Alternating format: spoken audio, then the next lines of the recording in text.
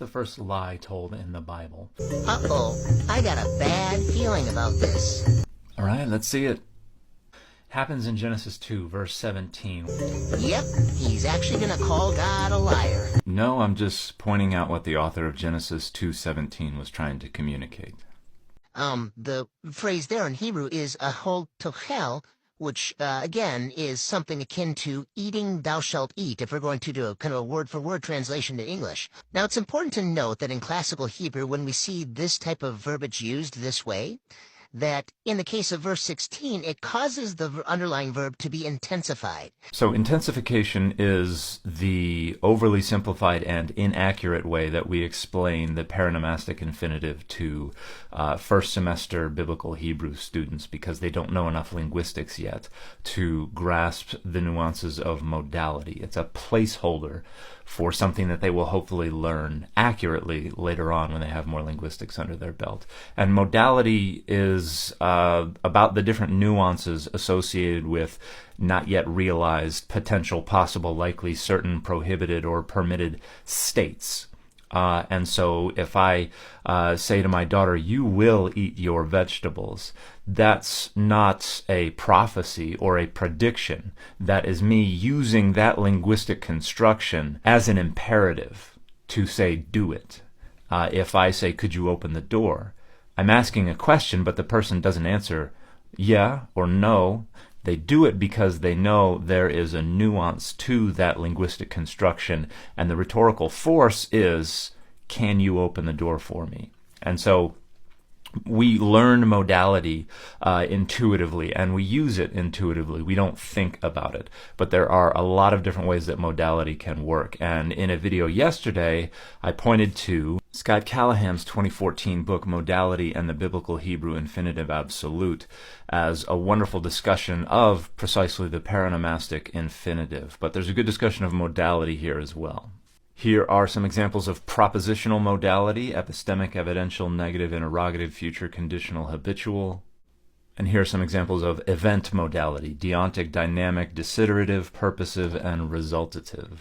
So in making a linguistic case for identifying the rhetorical force of a given occurrence of the paronomastic infinitive, one should be able to propose a specific modality that is being used. And these are not difficult examples. In Genesis 2:16, we've got an event modality, specifically the deontic permissive.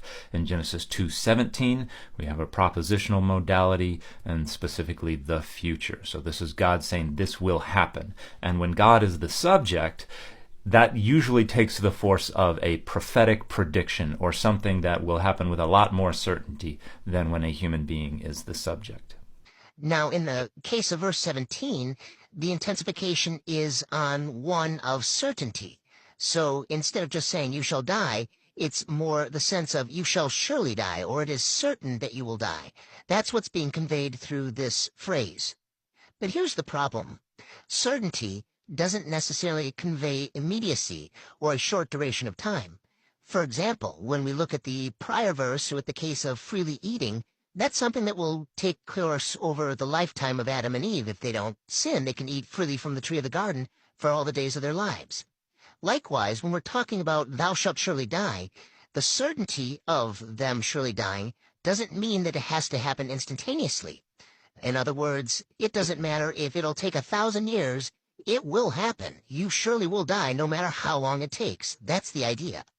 Yes, this is accurate. The paronomastic infinitive construction itself does not place a time frame on that death. For that to happen, the context has to provide some kind of explicit time frame, which it does in this case because it says, on the day you eat from it. Then it gives the paronomastic infinitive. So the text explicitly provides a time frame. That brings us to the part of the verse that actually does pertain to a time frame. And that's the Hebrew phrase, ki biyom ahocha mimenu, which translates to, for in the day that thou eatest thereof. And then, of course, the second part, the mot damut, dying you shall die, or you shall surely die. So the part where it says bayom, in that day, that's the part that Dan is speaking about. So in other words, the certainty that they will die appears to be happening in that day. But again, is the certainty here speaking of the fact that they will simply die someday, that it's a foregone conclusion, it will happen? Because if that's the case, then it could simply mean that in that day, they will be doomed to die, or in other words, they will be on the road to death whether they like it or not. That could be the sense that this should be taken. So no argument has been made that that is a possible, much less a plausible, and much less a probable or a certain semantic nuance offered by the paronomastic infinitive here. The notion that the thing that will happen on that day is that they will stop being immortal, or that they will enter into a state of having a death somewhere off in the future, is just not supported by any linguistic argument, and I don't think it can be. Now, do we see this anywhere else in the Hebrew? Yes. In Jeremiah 26, verse 8, we see the phrase used here, thou shalt surely die. Yet in reference to this, in verse 11, it states that this man is worthy to die. In other words, that he should be placed under the death sentence. He's doomed to die, which speaks of its certainty, but not necessarily of its immediacy. I addressed this in a video I posted yesterday, and here is what I said. No, that's not what verse 11 is doing here. In verse 8, the prophets, the priests, and the people all grab Jeremiah and say, you're going to die. And then the city officials show up in the next verse and take their seats.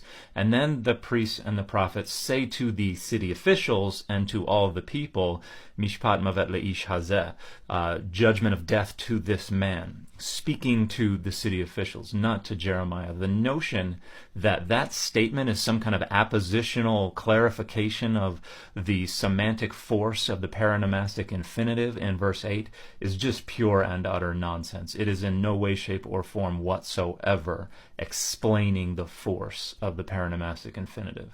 Or consider 1 Kings chapter 2, where in verse 37, Shimei is warned not to cross the brook Kidron or leave Jerusalem, because the day that he does so, he would surely die. Later, Shimei does cross the brook Kidron to go on a journey that surely lasts more than 24 hours, considering the distance to be traveled.